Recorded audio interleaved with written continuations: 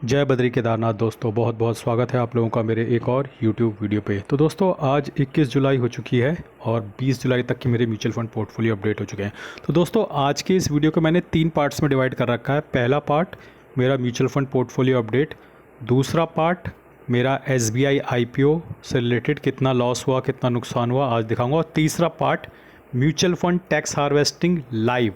जी हाँ, मैंने बाइंग और सेलिंग के ऑर्डर लगा रखे हैं, एग्जीक्यूट होना भी बाकी है, तो इसलिए मैं उसे लाइव बोलूँगा। ठीक है, तो ये 3 पार्ट्स में आपका वीडियो है, तो आज एंड तक बने रहना, लाइक शेयर सब्सक्राइब करना और हाइप का बटन जरूर दबाना। ठीक है, तो सबसे पहले शुरू करते हैं पार्ट नंबर 1, मेरा म्यूचुअल फंड पोर्टफोलियो अपडेट।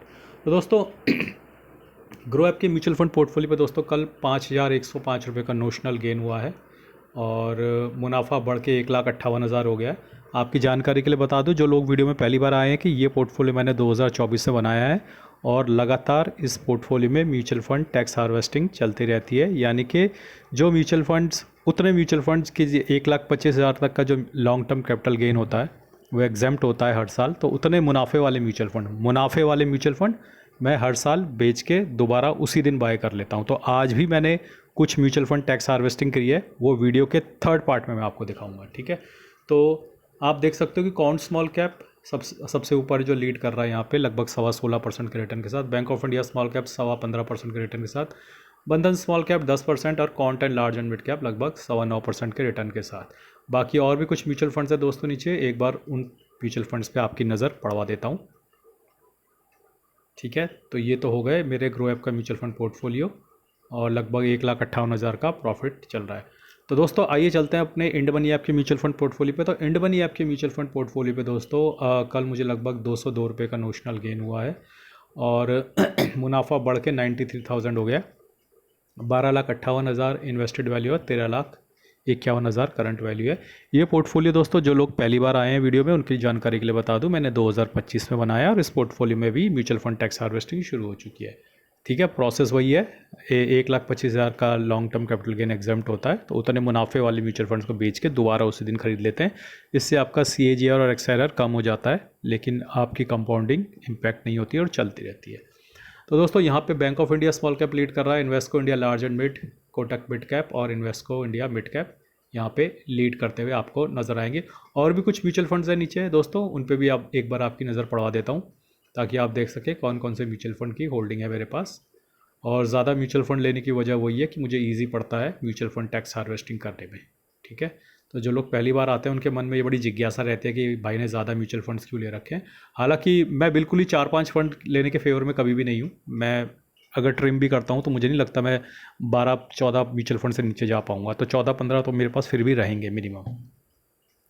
तो दोस्तों एक बार SIP देख लेते हैं कौन कौन सी SIP लगी हुई है। तो आप देख सकते हैं कि 45,500 की मेरी जुलाई की SIP है और आज तो कोई SIP नहीं कटी है। कल मेरी इन्वेस्को इंडिया स्मॉल कैप की SIP कटने वाली है और हाँ, कल एक ही SIP कटने वाली है। तो दोस्तों ये तो था update regarding my Invesco small cap, sorry INDmoney app mutual fund portfolio. दोस्तों आइए अब चलते हैं मेरे ETF के पोर्टफोलियो पे, देखते हैं वहाँ क्या स्थिति है। तो ETF के पोर्टफोलियो में दोस्तों एक अपडेट है कि मेरा एक पिटा हुआ share IndusInd bank finally अब रिकवर कर रहा है। ठीक है, तो मैंने इस शेयर पे लगभग 47 या 48% का लॉस देखा हुआ है। ठीक है, लेकिन अब ये शेयर दोबारा वापस ऊपर आ रहा है और आप देख सकते हैं कि मेरा एवरेज प्राइस 1091 है, 1063 आ गया है। आज भी इसने 3% का अच्छा गेन दिया है और मैंने चेक किया है इंडसइंड बैंक के नतीजे जो हैं 24 जुलाई को आने वाले हैं, यानी कि आज कल परसों नहीं, परसों नहीं, थर्सडे को। तो थर्सडे को इसके नतीजे आने वाले हैं, सॉरी थर्सडे नहीं, शायद फ्राइडे को इसके नतीजे आने वाले हैं। हाँ जी, फ्राइडे को इसके नतीजे आने वाले हैं। तो मे बी नतीजे आने से पहले इसमें थोड़ा बाइंग मोमेंटम बन रहा है।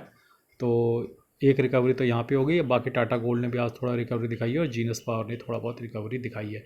ओवरऑल दोस्तों मेरा ये पोर्टफोलियो में इन्वेस्टमेंट है 2,97,000, 2,69,000 करंट वैल्यू है। लगभग 9% के नुकसान में ये पोर्टफोलियो चल रहा है।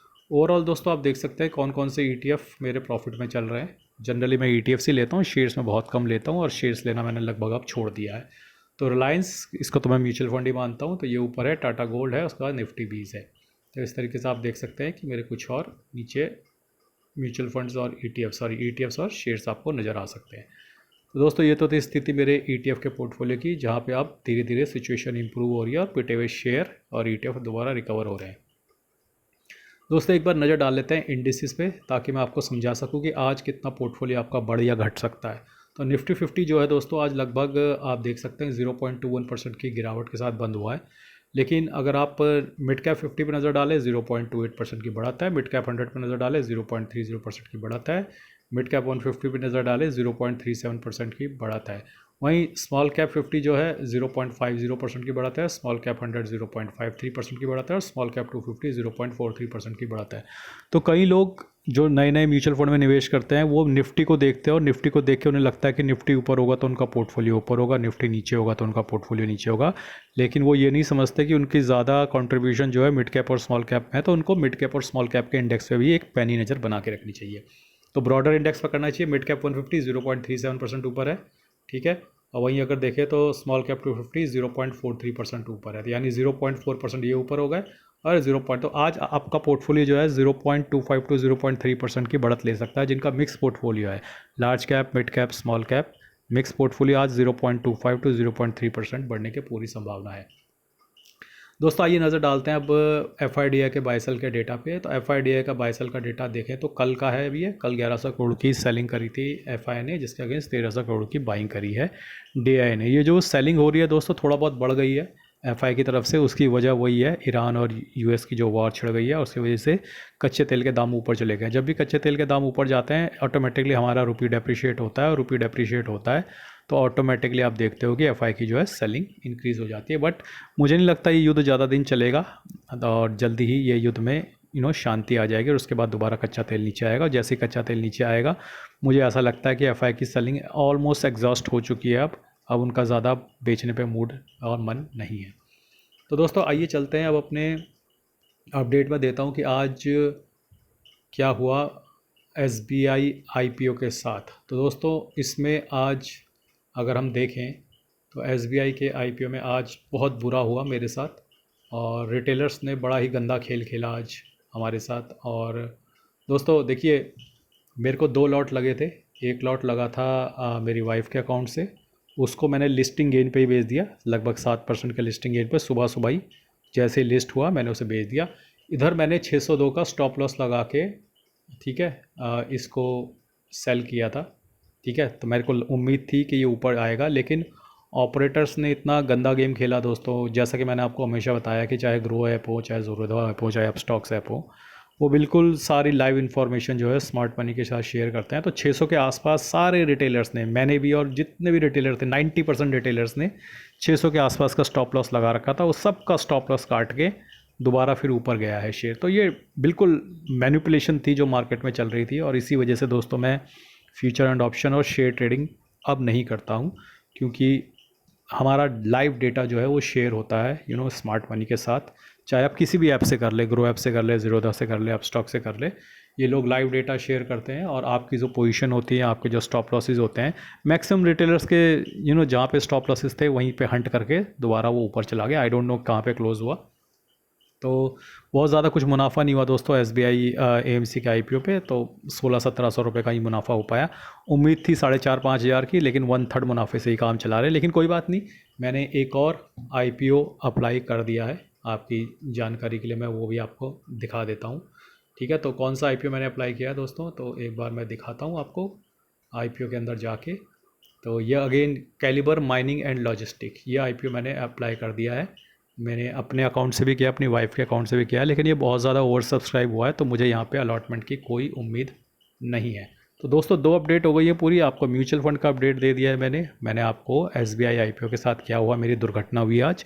तो स्मार्ट मनी ने अच्छा गेम खेला हमारे साथ और हमें मुनाफा नहीं कमाने दिया, लेकिन कोई बात नहीं दोस्तों, ऐसा होता है। हर दिन हर मूव आपके फेवर में जाए बिल्कुल भी ज़रूरी नहीं है। हम तो इसी बात से खुश हैं कि चलो 1700 रुपये का प्रॉफिट हो गया, तो वेल एंड गुड। अब दूसरा IPO अप्लाई किया है जिसमें मुझे अलॉटमेंट की उम्मीद नहीं है। तो आइए दोस्तों अब चलते हैं वीडियो के तीसरे पार्ट, जो है म्यूचुअल फंड टैक्स हार्वेस्टिंग। क्योंकि कई लोग बोलते थे भैया लाइव दिखाओ, लाइव कैसे चलती है, क्या आप बाय करते हो, क्या आप सेल करते हो, हमें समझ में नहीं आता है। तो आज मैं आपको दिखाता हूँ कि मैंने क्या किया। देखिए दोस्तों, अब ध्यान से समझना इससे पहले कि आप कोई भी अननेसेसरी कमेंट करो कि आपने निप्पॉन स्मॉल कैप क्यों भेज दिया। देखो, निप्पॉन स्मॉल कैप मेरे इंड मनी ऐप वाले पोर्टफोलियो में है। ठीक है, अब इसे दोनों पोर्टफोलियो में रखने का कोई फ़ायदा नहीं है, तो ये इंड मनी ऐप वाले पोर्टफोलियो में रहेगा। इस पोर्टफोलियो में लगभग 2,08,237 रुपये की इसकी वैल्यू थी, लगभग 10,000 का इसमें मुनाफा चल रहा था। तो वो LTCG था सारा, यानी लॉन्ग टर्म कैपिटल गेन था, उस पर कोई टैक्स नहीं लगेगा, तो मैंने उसको बेचा। ठीक है, इस पैसे को मैंने 3 स्मॉल कैप्स में डिवाइड कर दिया, जिनको मैं कैरी कर रहा हूँ इस पोर्टफोलियो में।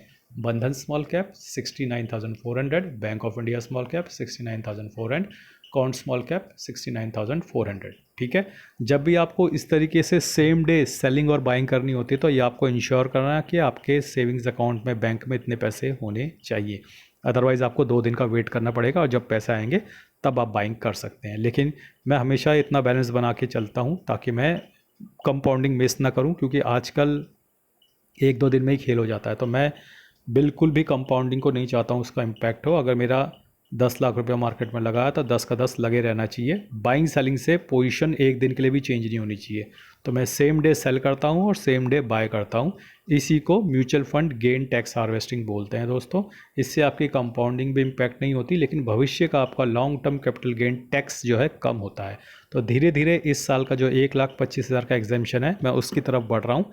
एक ही म्यूचुअल फंड में सारा प्रॉफिट नहीं होगा, क्योंकि मेरे पास काफ़ी सारे म्यूचुअल फंड है, तो किसी में 10,000 का LTCG बुक करता हूँ, किसी में 15,000 का बुक करता हूँ, किसी में 5,000 का बुक करता हूँ। और अभी मेरे पास 31 मार्च तक का टाइम है, लगभग 60-65 हज़ार का LTCG मैं बुक कर चुका हूँ, और अभी लगभग इतना ही थोड़ा और मुझे बुक करना है। तो मेरे पास समय बहुत है, मैं धीरे धीरे 1,25,000 का पूरा एग्जम्पशन फिनिश करूँगा।